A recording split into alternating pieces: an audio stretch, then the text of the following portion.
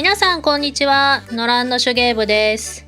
すっかり12月になって寒くなってきましたよね。もうすぐクリスマス。そして冬といえばやっぱり編み物かなということで、今回はちょっとドールではないんですけれども、編み物ということでね、毛糸いっぱい買ってきました。こちらはですね、イオンでパンドラハウスさんで買ってきたんですけれども、よくある並太の、アクリルの毛糸になりますね。こちらが5色とりあえず買ってきたのと、これは浜中のピッコロというちょっと細い毛糸になります。あとこれはね、完全におまけですね。革の端切れを買いました。なんかカバンとか今度作ってみようかなという感じです。で、何を作るかというと、前ご紹介しましたすみっこ暮らしかわいい編みぐるみですね。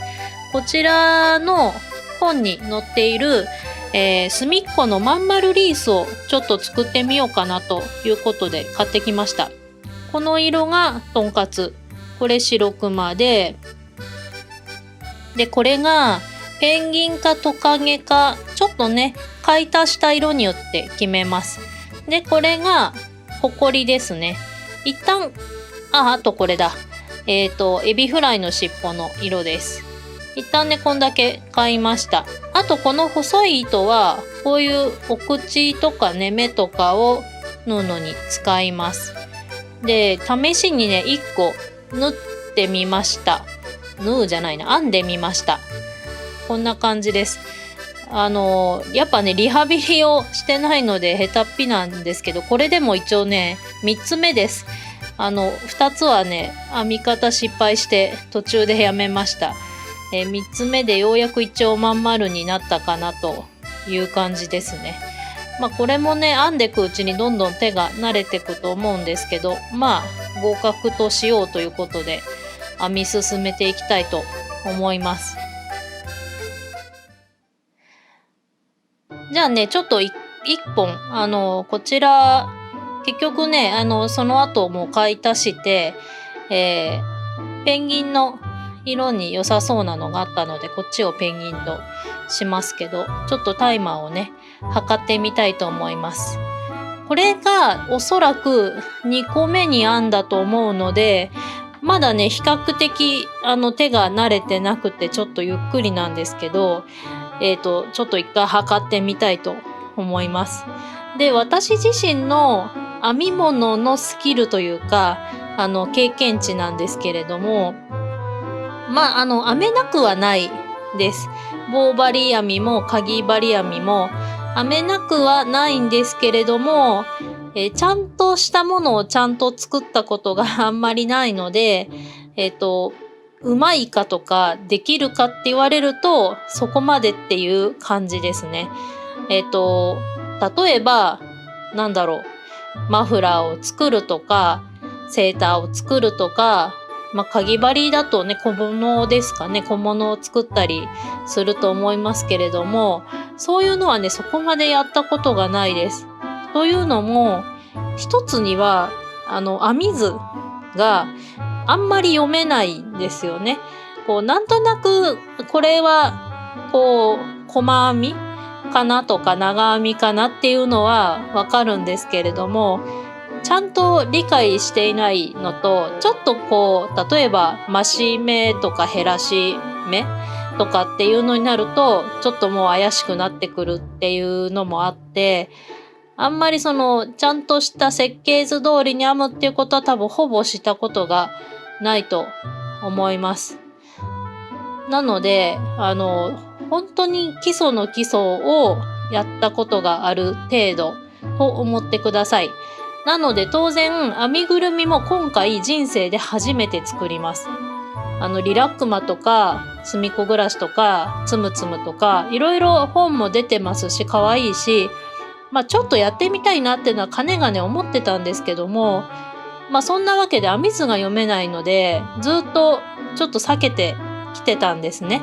なんですがこのすみっこ暮らしの本を見つけて、すみっこ暮らしってみんな丸いじゃないですか。オプションのパーツが少ないので、あと色分けもあんまりしなくていい。ペンギンとかだと多少お腹の部分が、ペンギンはあるか、そうだね、ペンギンとかトカゲとかお腹の部分に多少色のチェンジがあるのもいるんですけど、とんかつとか白クマとかはもう一色でそのまま編んでいけるので、わりかし編みぐるみとしては初心者向きなのかなっていう風に思ったのと、ちょっと本屋でねパラッと見た時にこのまん丸リースっていうのを見て、これもうほんと全部ボールでリースを作ってるので、一番多分簡単なやつだと思うんですよ。これならちょっとできるかなと。丸さえ作れればなんとかなるので、ちょっとこれで一回練習してみようかなということで、今回初めてね編みぐるみに挑戦することにしました。でちなみに本当なら本の通りにやるならばもっとカラフルで玉の数も実は多いんですけれども、私の買ったパンドラハウスさんはそこまで色のバリエーションがなかった。そもそも本で指定されている浜中の系統なんだっけな、わんぱくデニスだっけなっていう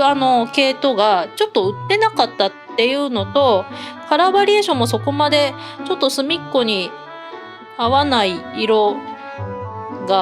合う色がなかったので、ちょっとそこは変えてます。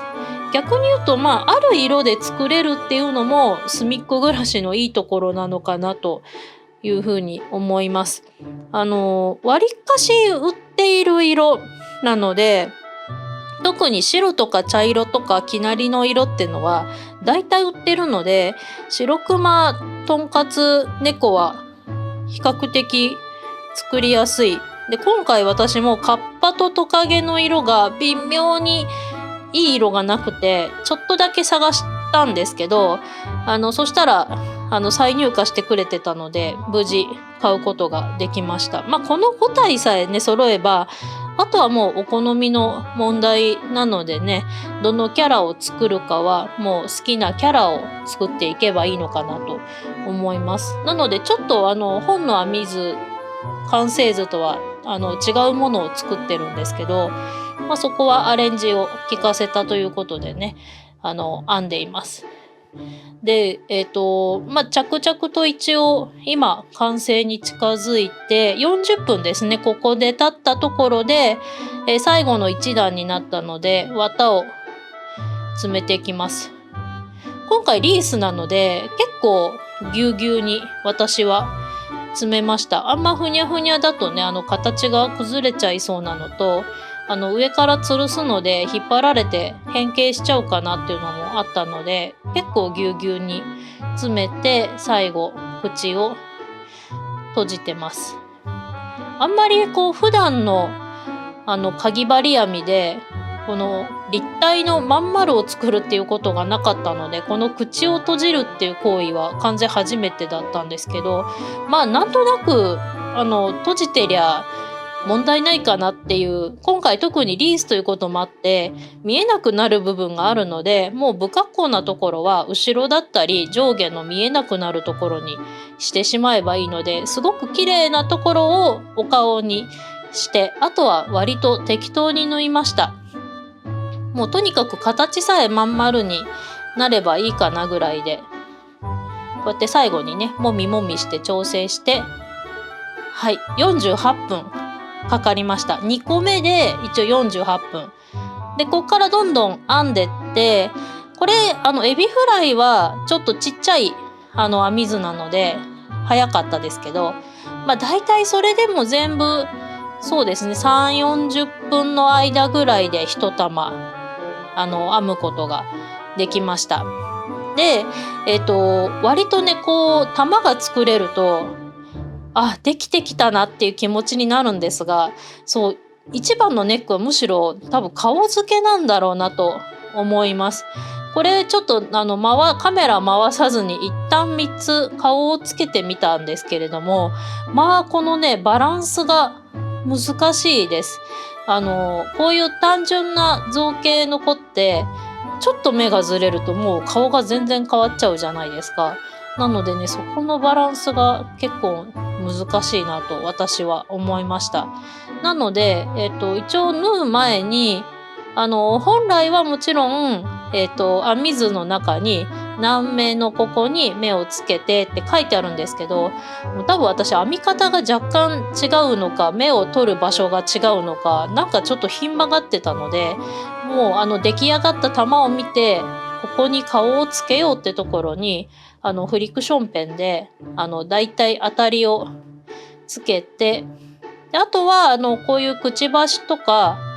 とんかつの口とか、エビフライの尻尾の尻尾とかは、フェルトで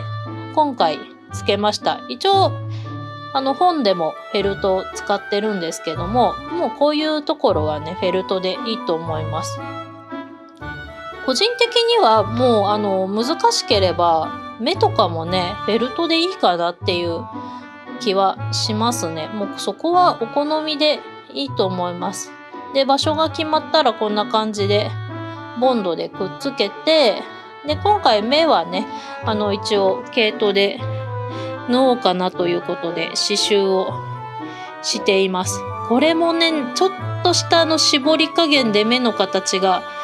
変わるんですよね。で、すみっこ暮らしのすみっこたちは、ちょっと横長の楕円形の目をしてるので、なんとかね、その形になるように、こう、ちょっと絞りながら手で、形を整えながら、やっていきます。最初作った子はね、だいぶ何回も失敗しました。で、何回か作り直して、ようやくそれっぽい顔になったかなという感じです。で、ちょっととんかつが、目も体も茶色で、一応これ、ちょっとだけ濃い色の毛糸なんですけど、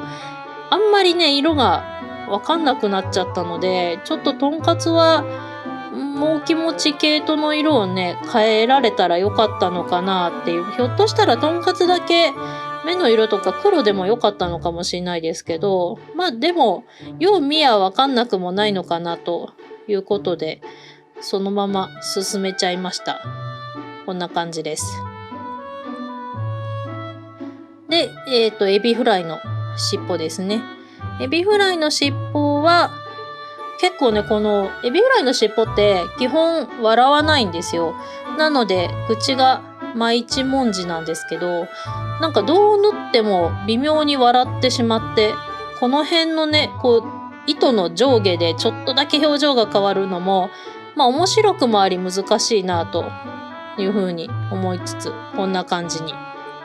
なりました。こんな感じで全部作りまして、最終的にはこのように仕上がりました。まあ初めての編みぐるみにしては、まあ上出来じゃないかなというふうに思います。せっかくのねクリスマスなので、これを飾っておきたいと思います。今回はすみっこ暮らしかわいい編みぐるみのまんまるリースを作りました。それでは次回の手芸部でお会いしましょう。